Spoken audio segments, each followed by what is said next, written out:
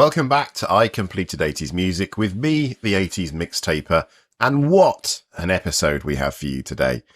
As we get back into the second half of Playlist 14, we hear one of the most important rap songs ever, hear Adamant's breakout moment, and end the episode with the much underappreciated Japan. As usual, we can't play the songs on the pod because of copyright laws, but you will find links to Playlist 14 for both Spotify and Apple Music, plus the full track listing in the episode description so you too can play along. Now, we have some listener comments this week, and in particular about the solo artist Leo Sayer, which has gotten a lot of traction on videos I posted on TikTok and YouTube. Caroline Goldsaw on TikTok said, OMG, Leo Sayer was my first ever concert. 1977, Ipswich region. I was 14, loved him so much. And then Demond Townsend on YouTube said, I'm a massive fan of Leo, and he was the one who got me into pop music.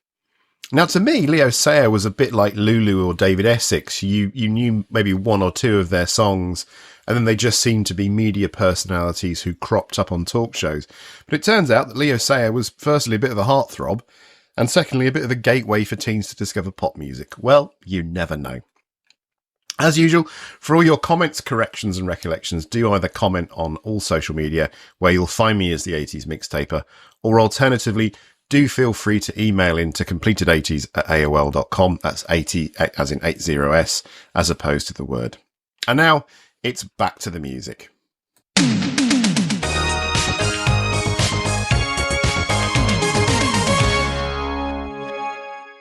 Track 8 today, and we begin with one of the key moments of the burgeoning rap movement. After the success of Christmas rapping, Kurtis Blow, the guy we met all the way back in episode 2.5, continued to innovate within the hip-hop genre. On June the 14th, 1980, in the US, he released The Breaks, a track that would become a cornerstone in the evolution of hip-hop. Press play now.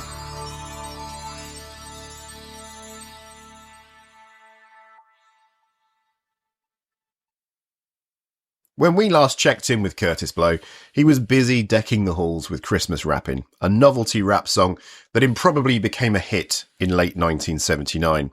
A Christmas rap song. This is how hip-hop nudged its way into the mainstream, by convincing record executives that the genre was a novelty, a seasonal fling, cute, disposable.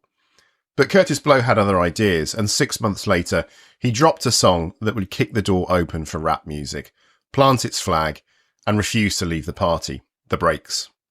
The Breaks arrived in June 1980, a full-bodied funk odyssey built on clattering drums, a rubbery bass line, and a vocal chant so irresistible it made you feel like you were already at the best party in town. The Breaks is a masterclass in stamina, 6.5 minutes of relentless grooves, infectious energy, and Blow acting as both ringleader and hype man. He kicks things off like he's commanding a packed room of people, already hanging on his every word. Clap your hands, everybody, if you got what it takes, because I'm Kurtis Blow, and I want you to know that these are the breaks. And thus begins a relentless onslaught of the word break. He says it 84 times, hammering the point home with the fervour of a preacher who knows the entire congregation needs to hear the sermon. The track's title is a triple, quadruple, quintuple entendre. Blow raps about life's cruel twists of fate, the breaks you can't catch, the breaks you hope for, the physical and mechanical breaks in life, and the breaks on the dance floor. It's playful and profound in equal measure, a lyrical high wire that dances between despair and celebration. In 1980, this song sounded like it had descended from another planet. It wasn't a live party recording like Sugar Hill Gang's Rapid Delight. It wasn't borrowing disco's riffs to feel familiar. The Breaks is all original, built by producers J.B. Moore and Robert Ford Jr., alongside a crack team of studio musicians. The track is funky, sure, but it's also raw. It creaks and rattles. The musicians sound like they're playing until their fingers bleed. You can almost hear the sweat. The drums hit hard. The bass line worms its way into your brain and sets up permanent residence. And those verse conclusions, shouting, break it up, break it up, break it up, they sound like a crowd that refuses to go home, even after the lights come on. The song hit number 87 on the Billboard Hot 100, number 4 on the R&B chart, and number 9 on the dance chart. In the UK, it reached number 47.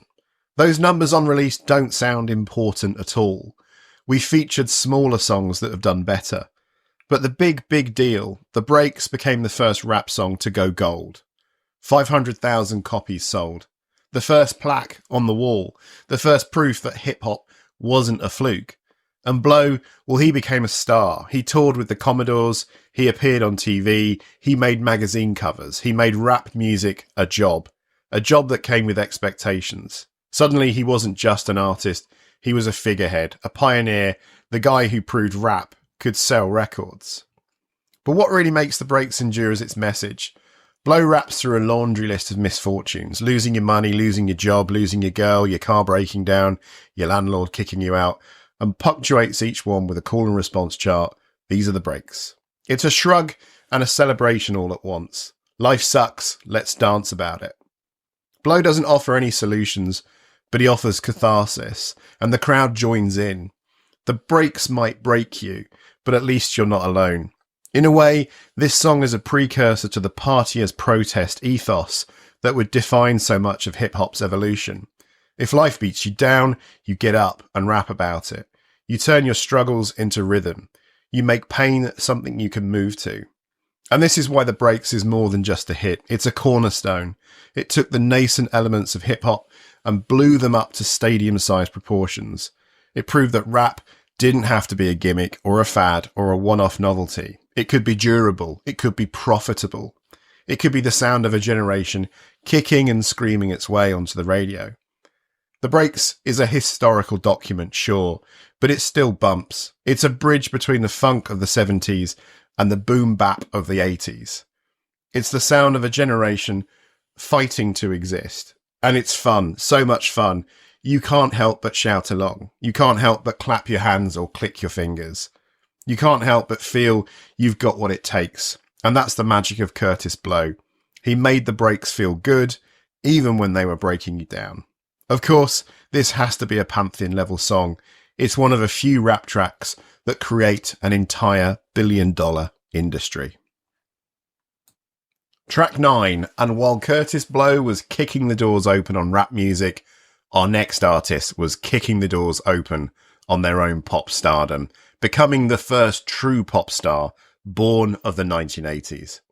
Somewhere on top of the pops, a man in a pirate shirt is yelping dog eat dog, like a maniac flanked by a band pounding out a rhythm that sounds like a battalion of drummers have staged a coup against the rest of the orchestra. This is Adam and the Ants' moment. And whether the nation understands what they're witnessing or not, the Ants are about to devour the British charts. This is Dog Eat Dog.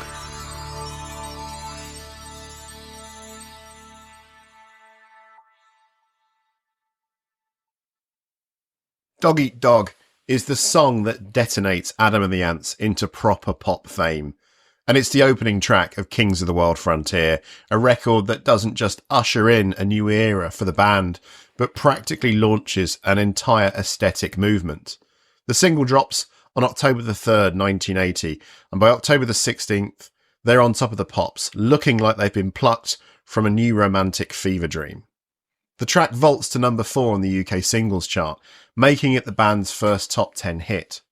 Adam Ant, born Stuart Goddard, is now the most outrageously dressed man in Britain not directly employed by the monarchy, and guitarist Marco Perroni, the band's secret weapon, is wielding riffs like they're cutlasses. Perroni, who previously played with Susie and the Banshees, co-writes the song with Ant. In a 2004 interview with 3am magazine, he describes the Ants' philosophy, quote, "It was about standing apart from the herd, not being the dog at the bottom of the pile, but being the top dog." The lyrics themselves, what's the warrior without his pride? We're going to move real good, we're going to move real fine. A half playground chart, half war cry, and exactly the kind of unhinged charisma that makes the band impossible to ignore. And the sound, it's built around the Burundi beat, a relentless galloping rhythm inspired by recordings of Burundian drummers. Ant and Perroni have obsessed with the idea of bringing tribal percussion into punk, and they double down on that vision by enlisting 2 drummers, Terry Lee Meal and Chris Hughes credited as Merrick. It's punk rock as interpreted by a lost Amazonian tribe, and it kicks ass. Visually, Adam and the Ants create a style that's part historical cosplay, part avant-garde fashion statement. Adam himself blends 18th century dandyism with post-punk grit, military jackets, brocade waistcoats, and those iconic face stripes. Their mix of pirate chic and tribal warrior imagery becomes a direct influence on the New Romantic movement, inspiring bands like Spandau Ballet and Culture Club to push boundaries with their own theatrical styles. By turning themselves into a living, breathing art, the Ants open the floodgates for a whole wave of fashion-forward pop stars. Dog Eat Dog is a declaration of war on the bleak post-punk landscape.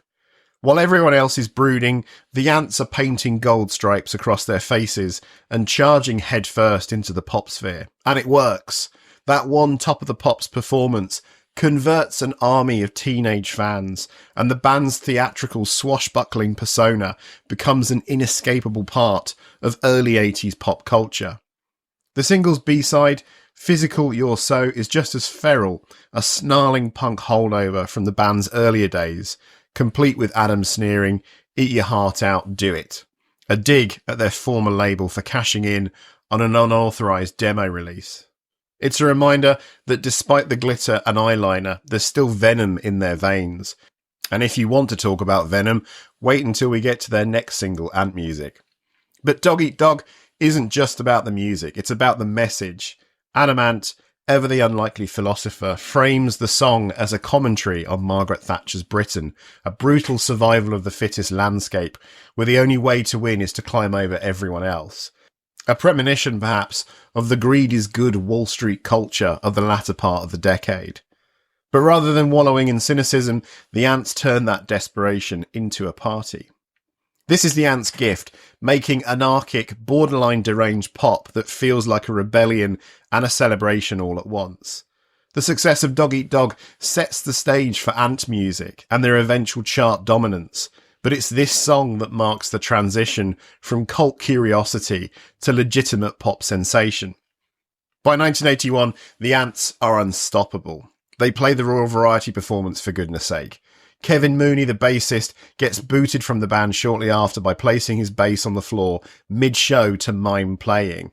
The Ants are chaotic, but they're still professionals. And at the centre of it all, Adam Ant, with his glittering smile and ridiculous outfits, reigns as the pirate king of British pop. Dog Eat Dog is the genesis of that era, a bizarre, audacious and utterly infectious anthem that turns Adam and the Ants into the biggest band in Britain and leaves the rest of the music world scrambling to catch up. For track 10, we introduce a band, and with this band, when you think of the 80s, 90s and even the noughties, one band remains ever present, a kind of Coca-Cola of traditional rock and roll. Universal, so much so that they were often seen as cheesy, too much of the type of thing your nan might like, as they soundtracked everything from the Sunday newspapers to Man United's FA Cup final. We're talking the Quo, Status Quo. Status Quo, the doyens to the enduring power of the three-chord boogie. By 1980, these denim-clad warriors had already carved out a niche as the unpretentious workhorses of British rock. Their single, What You're Proposing, not only reinforced their legacy, but also showcased a band comfortable with its well-worn groove. Give it a listen now.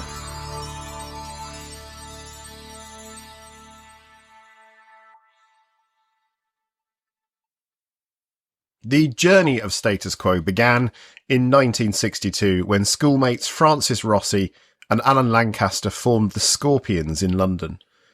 Navigating the shifting sands of the 1960s music scene, they underwent several transformations, becoming the Spectres, then Traffic Jam, before settling on Status Quo in 1967.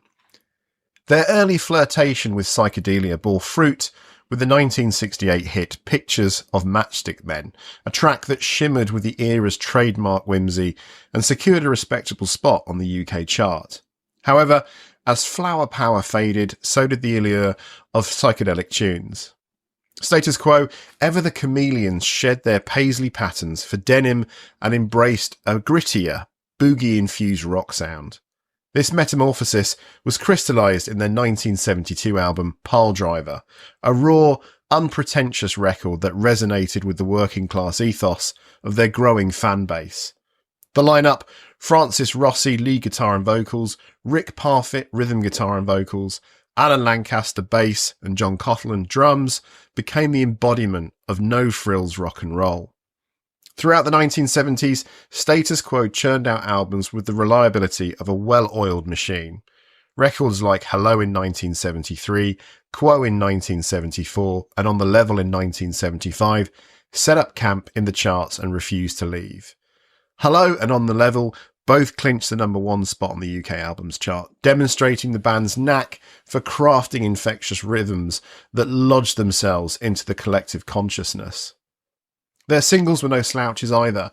Down Down, with its relentless drive, ascended to the pinnacle of the UK chart in 1975, proving that sometimes less is indeed more. Tracks like Caroline and their rendition of Rockin' All Over the World became anthems, not just songs, echoing through pubs and stadiums alike. As the 1980s dawned, Status Quo faced a music scene in flux. Punk had snarled its way into the spotlight in the late 70s, a new wave was shimmering on the horizon. Yet Status Quo remained unfazed, steadfast in their commitment to the boogie. In October 1980, they released What You're Proposing, a track that encapsulated their journey and reaffirmed their place in the rock hierarchy. Recorded at Windmill Lane Studios in Dublin, What You're Proposing was the lead single from their 13th studio album, Just Supposin'. Penned by Francis Rossi and Bernie Frost, the song is a masterclass in the art of the riff. It kicks off with a guitar hook that's as catchy as it is uncomplicated, a sonic embodiment of the band's ethos. The interplay between Rossi and Parfitt's guitars create a tapestry of sound that's both familiar and invigorating, while Lancaster's bass and Coughlin's drums provide a rock-solid foundation. The lyrics of What You're Proposing are as straightforward as the band's music. The refrain, "It sounds so nice what you're proposing," is delivered with a wink and a nod, capturing the essence of a band that's in on the joke. There's no pretense here, no attempt to cloak meaning in metaphor. It's rock and roll stripped to its core, direct, unembellished, and utterly engaging. Upon its release, What You're Proposing made an immediate impact. In the UK, the single soared to #2, further cementing Status Quo status as purveyors of perennial hits. The track also scored across Europe, scoring top 10 positions in several countries and demonstrating their appeal of a well-crafted rock song. The success of What You're Proposing wasn't just a flash in the pan, it was a reaffirmation of Status Quo's relevance in a rapidly changing musical landscape. The song became a staple of their live performances, its infectious energy igniting audiences and ensuring its place in the pantheon of rock classics. In the ever-evolving world of rock and roll, where trends come and go with the frequency of a metronome, Status Quo's steadfast dedication to their sound is both anachronistic and refreshing. What You're Proposing serves as a snapshot of a band at the height of their powers, unyielding in their commitment to the Quo sound and unapologetic in their simplicity. Status Quo definitely caught flack for their sound over time. Critics often dismiss them as formulaic or repetitive, hammering out the same 3 chords like a factory line that only produced denim and pub anthems. Their no-frills, head-down boogie rock became a bit of a punchline in certain circles, with people accusing them of making the same song over and over. The Quoasis nickname popped up in the 90s when Oasis were getting similar criticism for sticking to their signature sound. Noel Gallagher even embraced it. It's that same blue-collar, unapologetic attitude both bands shared. Why mess with something that works? Status Quo leaned into the joke. They knew what they were and didn't pretend to be anything else. And honestly, there's something kind of brilliant about that level of self-assurance. When you've got riffs that good, maybe you don't need to change. Next up, let's talk about the song that launched 1,000 fist pumps and maybe just as many solo bedroom dance parties. Dancing with Myself. It's 1980, Punk's breaking apart at the seams, and Generation X, a band teetering on the edge of collapse, cranks out a track that accidentally bridges the gap between the sneer of punk and the gloss of new wave. And oh yeah, it kickstarts Billy Idol's solo career too. This is track 11 today.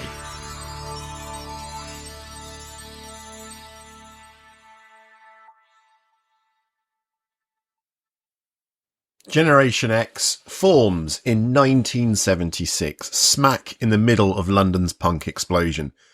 Billy Idol, born William Michael Albert Broad, and Tony James ride the punk wave with anthems like Ready Steady Go and Kiss Me Deadly. But Idol, with his peroxide spikes and perpetual snarl, always had bigger dreams. Dreams that didn't necessarily involve bashing out 3 chords for eternity. By the time their third album, Kiss Me Deadly, rolls around in 1981, the band is splintering, but not before leaving us with one gift. The inspiration for Dancing With Myself comes from a surreal night out in Tokyo in 1979.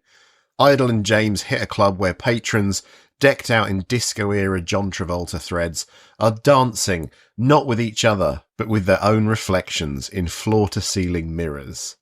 Idol is captivated. It's bizarre, it's lonely, it's kind of perfect, so they write a song about it. But let's be clear, Dancing With Myself isn't just about some trendy Tokyo club scene. It's about isolation, it's about self-reliance, it's about that weird universal truth where sometimes the only person you can only truly count on is yourself.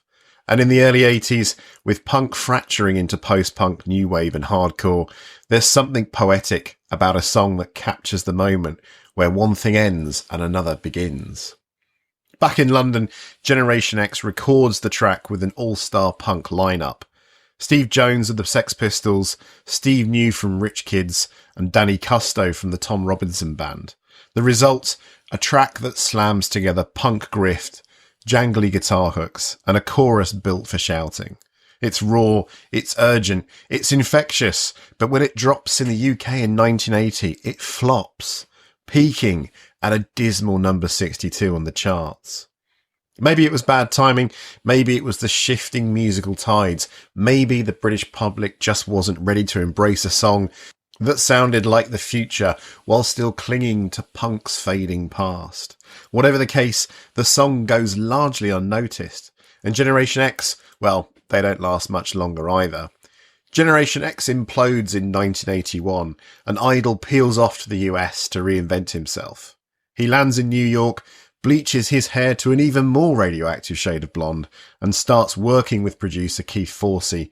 Idol remixes Dancing With Myself with a shinier, more dance floor friendly sheen, leans into the new wave aesthetic, and pairs the release with a bonkers, zombie infested music video directed by Texas Chainsaw Massacre's Tobe Hooper.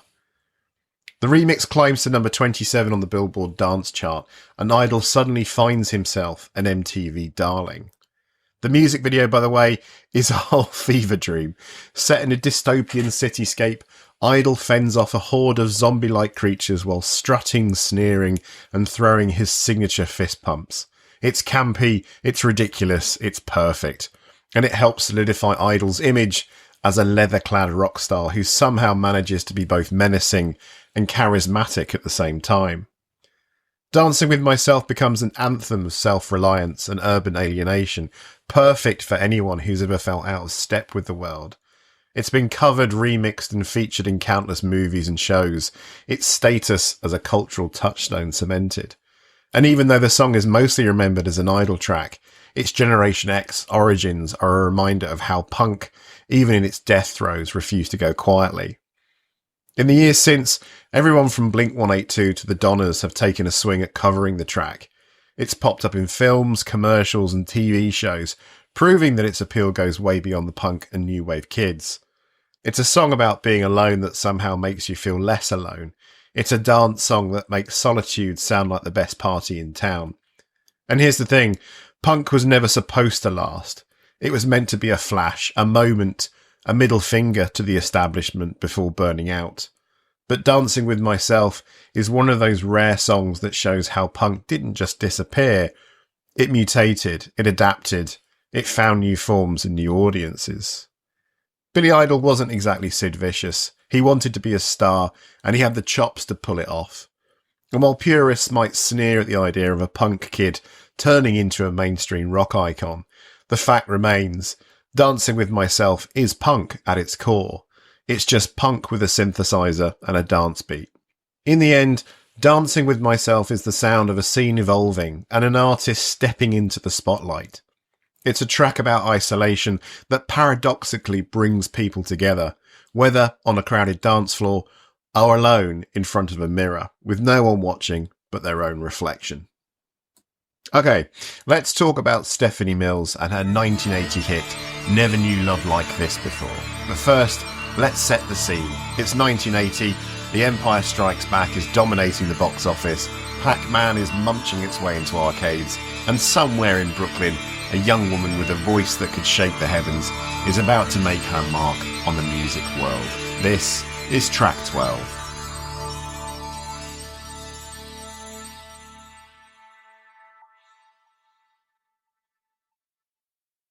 Stephanie Mills wasn't always the disco diva we came to know. Born on March the 22nd, 1957 in Brooklyn, New York, she started her singing career in church. By the age of 9, she was wowing congregations at Brooklyn's Cornerstone Baptist Church. Fast forward a couple of years, and she's sharing the stage with the Isley Brothers at the Apollo Theatre. Not too shabby for a kid who probably still had a bedtime. But let's talk about The Wiz. No, not the questionable 1978 film adaptation with Michael Jackson and Diana Ross, but the original 1974 Broadway production. Stephanie landed the role of Dorothy, and her performance was nothing short of a revelation. Her rendition of Home became the show's standout number, and suddenly everyone wanted a piece of Stephanie Mills.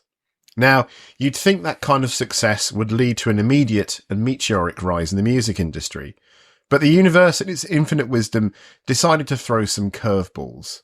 Stephanie's early attempts to transition into a recording career were met with, let's call it, polite indifference. Her initial albums didn't exactly set the charts on fire, and she found herself at a crossroads.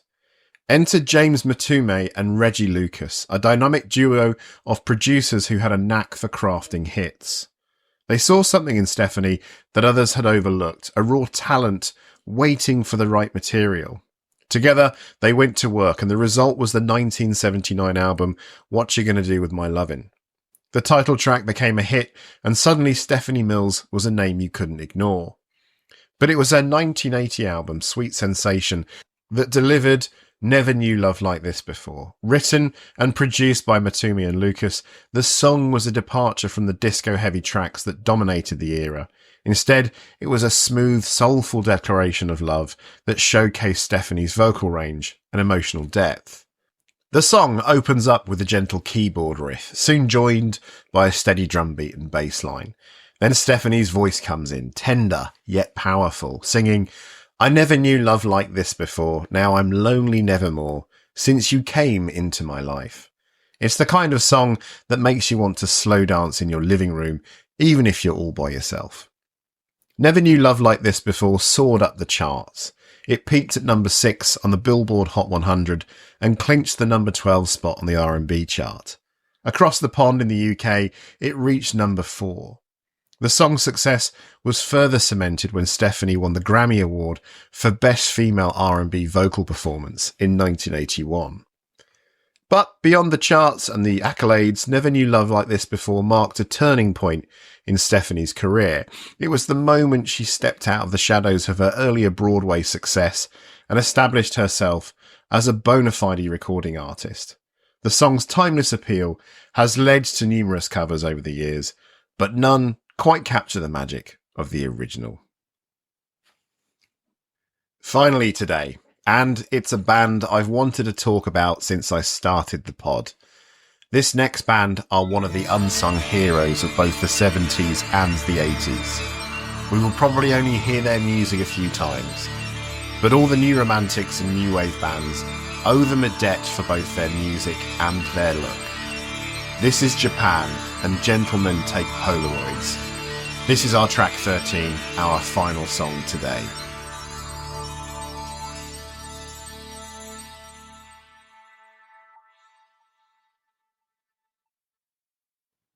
In the 1985 movie classic Back to the Future, at the end of the film, Marty McFly is playing Johnny B. Goode at the school dance.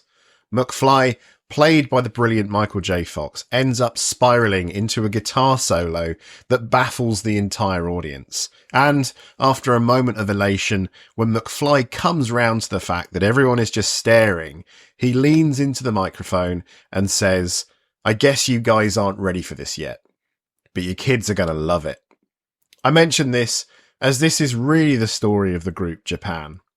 Japan was so far ahead of their time. No one quite got them, and by the time Spandau Ballet and especially Duran Duran were dominating the charts, Japan had missed their moment by ironically being too early. But let the record show that they were pioneers of everything which is to come. Japan, the art rock aliens who by 1980 had slithered out of their glam rock cocoon and emerged as elegantly disenchanted influencers of the new romantic movement. Their single, Gentlemen Take Polaroids, is a moody, meticulously constructed monument to fleeting beauty, and it's the kind of song that feels like a slow-motion shot of a cigarette burning down to ash in an underground club where everyone is dressed better than you. Japan, David Sylvian on vocals and guitar, Mick Calm, fretless bass, saxophone, and the guy with the most swagger, Richard Barbieri, synthesizers, Steve Jansen, drums, and Sylvian's actual brother, and Rob Dean, guitar, started out in 1974, kicking around South London trying to be the next New York Dolls. Their early records like Adolescent Sex in 1978 and Obscure Alternatives sound like what happens when kids worship Bowie a little too hard and try to out-sleaze him. It didn't exactly work out commercially, but failure turned out to be a blessing, because Japan did what so many bands failed to do. They got weird and they got serious about it. In these formative years, Japan embraced a mix of glam rock and punk, marked by flamboyant fashion and a raw, edgy sound. Adolescent Sex was a confrontational debut, filled with energetic tracks that captured a youthful rebellion. However, their success was initially limited, especially in their home country. They struggled to get airplay on British radio, and their avant-garde image often overshadowed their musical talent. Interestingly, Japan found a more receptive audience abroad, particularly in Japan, where their androgynous style and exotic sound captivated fans. The band toured extensively in Asia, and their popularity soared there. Their single Adolescent Sex became a hit, and the band's concerts drew large crowds. Their success in Japan provided them with a platform to experiment and evolve their sound without the commercial pressures of the UK market. By 1979's Quiet Life, they had pivoted. The music slowed down, got more atmospheric. Sylvian traded in his snarl for a croon so decadent it felt like being wrapped in velvet. Mick Karn's fretless bass started sliding all over the place like a drunk ghost, gliding through songs like Liquid Mercury. And just like that, they accidentally invented the sound that would define the new romantic scene. But the transformation wasn't purely musical, it was visual too. Japan became living sculptures, their androgynous style and ethereal personas making them walking art installations in a scene that thrived on aesthetics. But it wasn't enough, and as a financial strain on their record label, they were dropped by February 1980. Thankfully, Virgin Records picks up our story, and their journey continued, which brings us to Gentlemen Take Polaroids, the song, the album, the statement piece. The title track is 5.5 minutes of synth-drenched melancholy, a perfectly lacquered artifact of a band standing on the precipice of its own dissolution. It opens with synth pads that stretch out like they're testing the air, Sylvian's voice drifting in with a line so wistful you can practically see the smoke curling around him. Now there's a girl about town I'd like to know. I'd like to slip away with you. And if you said you loved me, how could I mind? Is there another side to everything you do? It's not a verse, it's a sigh. The song's DNA is unmistakably Roxy music. Brian Ferry's influence is splattered all over the walls, but Japan mutated it into something even more alien. Khan's bass line snakes through the track, rubbery and restless, while Barbieri's synths swirl around like dry ice. Janssen's drumming is so restrained it barely seems to touch the ground, and Sylvian, he's performing Heartbreak as high art, crooning about fleeting moments of passion like he's narrating the death of romance itself. When it came out, Gentlemen Take Polaroids didn't exactly set the charts on fire. The single peaked at number 60 on the UK chart. But if you were haunting the Blitz Club in London or the Rum Runner in Birmingham, that number meant nothing. These were the epicenters of the new romantic scene, where people like Boy George and Duran Duran's Nick Rhodes were swanning around in pirate shirts and eyeliner sharp enough to draw blood. It's ironic then that Japan themselves wanted nothing to do with the scene they helped create. Sylvian bristled at the new romantic label, rejecting the idea that Japan were part of a movement at all. They were far too serious for that, too committed to their art. And maybe that's why Gentlemen Take Polaroids still feels timeless. It wasn't trying to capture a trend. The band didn't last much longer. Guitarist Rob Dean left in 1981, and by 1982, Japan had released their swan song, Tin Drum, and called it quits. But their influence lingered. Duran Duran blew up, taking Japan's sound and smudging it with a pop sheen. Wait until we get to their first release, Planet Earth. I'm a massive Duran Duran fan, but Planet Earth owes a lot to Japan's A Quiet Life. Khan and Dean collaborated with Gary Newman on Dance, and Gentlemen Take Polaroids kept echoing through clubs and dorm rooms, a relic of a time when music was as much about aesthetics as sound. In the end, Japan may have eschewed the new romantic moniker, which is sadly ironic, as so many of the 80s iconic bands started there. Not because they wanted to be them, but because they treated every song like a work of art.